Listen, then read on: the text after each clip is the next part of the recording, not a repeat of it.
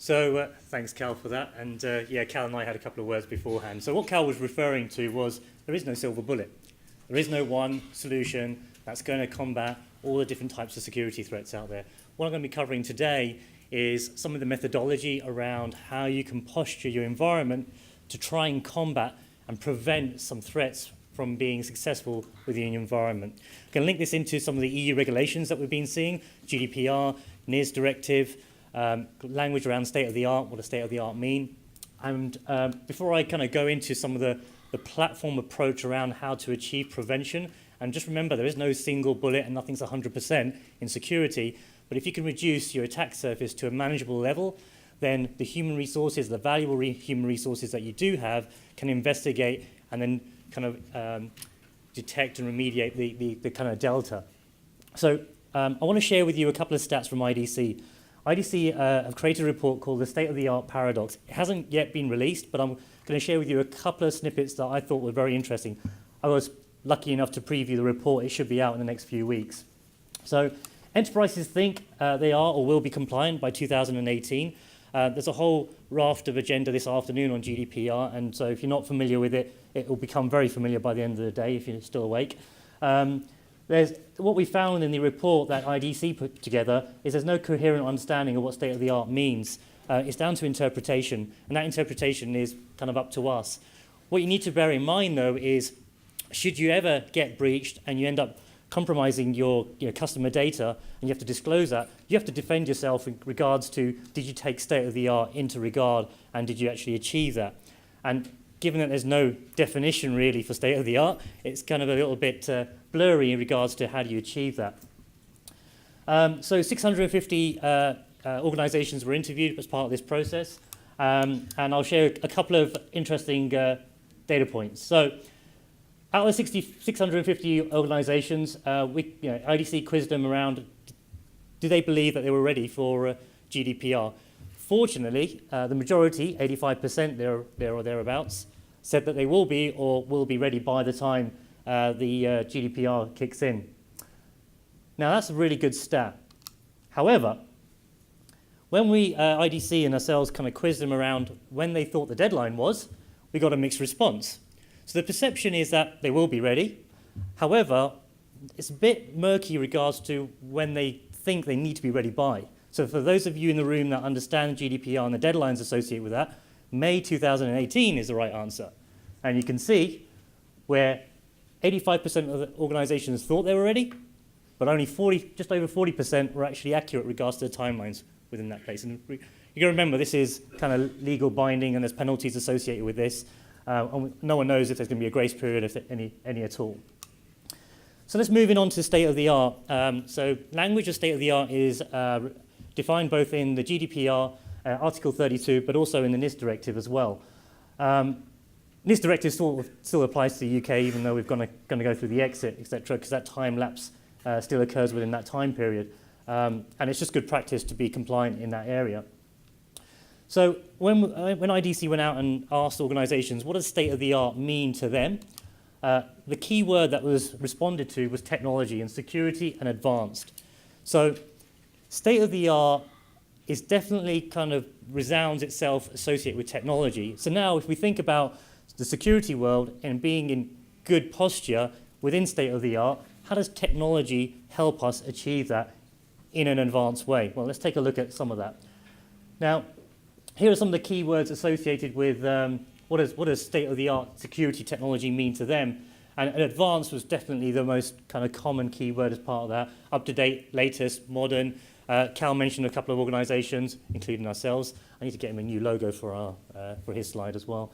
Around advanced technology, around detecting new emerging threats. You could consider that as being advanced potentially. Again, it's down to interpretation. There's no definition or prescription as such.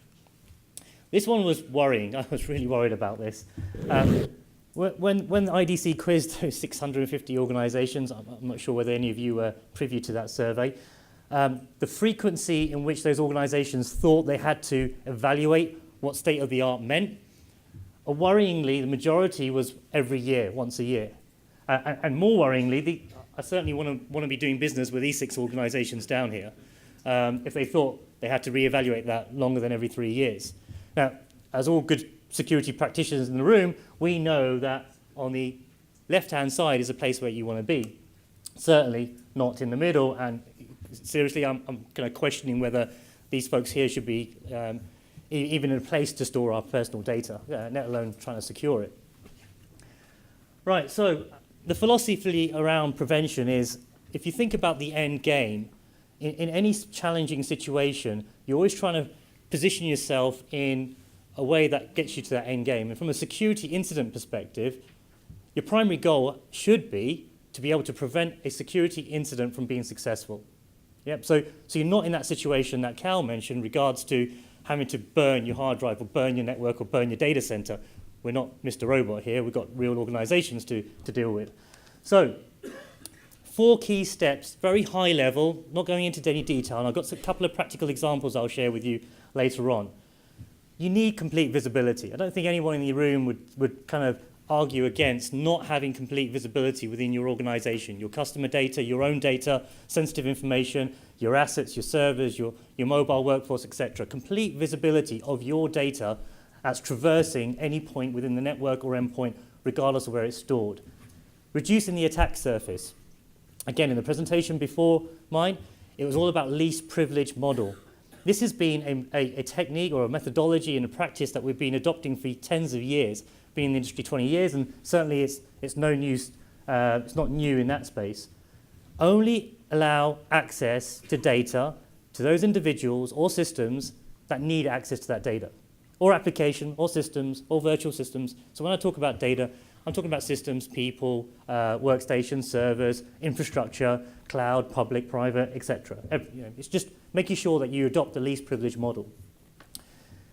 Then prevent known threats. Most of us do a pretty good job, or to some degree, in this space. And then the new emerging one over the last kind of 3 to 5 years is preventing unknown threats. A lot of marketing initiatives around kind of demonstrating how technology can help reduce that. But it's how you apply that. Now, I'll kind of build all this out so you can get an idea. I'm not going to go through each of these points. And some of these points you would have already adopted in your environment. You've probably already adopted them with specific technologies that do a really good job in that particular area. Whether it be kind of preventing known threats, good old AV, kind of, good old firewalls, IPS technology, web gateways, encryption technology for perhaps, complete visibility. You may have deployed visibility tools in point areas within your network. You may have even invested in technology that is more advanced, that's looking for unknown threats. But just let me give you an example on the kind of left-hand side, complete visibility. If you don't have visibility, you have no opportunity to even control security. If you don't know what's going on in your network, how do you enforce security controls? So you do need visibility across your entire infrastructure, and that includes your own homegrown, your own developed in-house data centers, whether they're virtual or physical. You need visibility in the public cloud, whether it's SaaS-based applications that you've adopted, like Salesforce or GitHub or Box or Dropbox or Office 365, which I'm sure many of you are kind of adopting or on the path of adopting. You also need visibility with outsourced infrastructure that's in the public cloud, like Amazon AWS and Azure. And things get a little bit tricky in that space. You don't own the infrastructure, you don't own the application. How do you provide the same security controls when it's in those environments? And the same applies to mobile workforce, etc. So when you think about security posture and getting to a preventative state, you need to be complete and consistent throughout the network. If you've got a soft spot, that's going to be your weakest point. That's where they're going to go in. If it's a third-party network, whether it's a VPN connection, a mobile user, or whether it's a connectivity or an application that's hosted in AWS that happens to have a VPN right back into your data center, that's going to be the target if that's your weakest spot. And then reducing attack surface and known threats and unknown threats. And again, there's technologies out there that will address each of those points. But yet, even when we deploy all these technologies, I'm sure all of you have 2 or 3 different flavors of firewalls, have IPS technology, have AV of different various sorts. Some of you may have invested in visibility control, etc. Yet we're still here discussing the situation around cybersecurity and that we need to do better. And we saw the survey results earlier. It's a bit like this, right? Is that security vendors have kind of contributed to the problem over the past is a new security problem emerges, A new technology combats that problem. And they do a pretty good job at combating that problem. So, whether it's brand new malware, or whether it's ransomware, whether it's unknown exploits, there'll always be a new niche technology that emerges that does a really good job of that problem. Problem is, that's all it does. And it can look a bit like this. In isolation, they have a view, but they have no context. And that context is what's going to give you the ability to tie in a specific threat artifact into the adversary, the campaign, the motive. And that's how you tie it down into, if you're a victim of a security incident, knowing that there's a piece of malware called variant XYZ means nothing to your business. What your board, what your C-level organization is going to want you to do is help them understand who the adversary is, what the motives are, who are the attackers, what's the campaign, are they being targeted, is it a broad-based attack, do they have countermeasures in place, what's at risk here, is that data at risk, or are they just tapping on the door and we've thwarted them away? So all of those questions that I've just asked are probably questions that you've been asked within your organization. And to try and get answers to those has been extremely difficult, and it takes weeks, if not months, and by then the information and data is already stale. So, moving forward, we talked about security consistency. And I want to introduce you to kind of a more platform approach. And I'm not saying that Palo Alto Networks has all the components within this. That doesn't necessarily always translate. We have a lot of the components, and we can get you there a lot quicker. And there are definitely other components that we will integrate with as well that you may have already invested in us. But when we talk about security enforcement, we talk about security enforcement at every point in your infrastructure, including cloud. I talk cloud's a fluffy word. I'm really talking about examples such as Amazon AWS, VMware vAir Cloud, Microsoft Azure. It might be an OpenStack cloud stack. It might be a private cloud that you've stood up internally across VMware or KVM.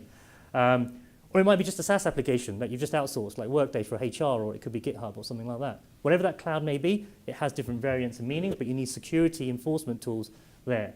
And obviously across the network, both physical and virtual, and obviously on the endpoint as well.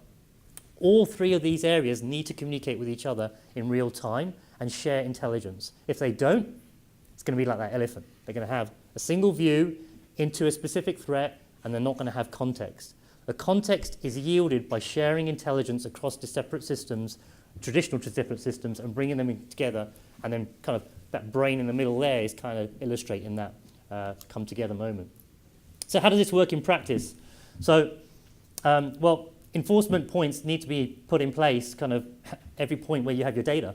Again, the illustration with regards to discovery there includes networks, both public and private, endpoints, that's your server infrastructure, virtual infrastructure, endpoint, mobility, and then also cloud as well, cloud-based applications. If you're storing sensitive documents out in Office 365, how do you ensure that someone doesn't inadvertently share that out and have an open access to that?